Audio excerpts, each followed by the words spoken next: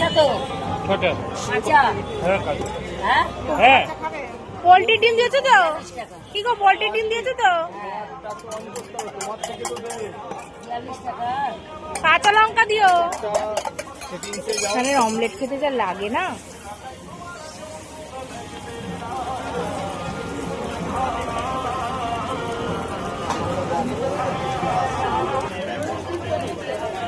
আমাদের বিবেচনা থাকে না। আর মাংস করতে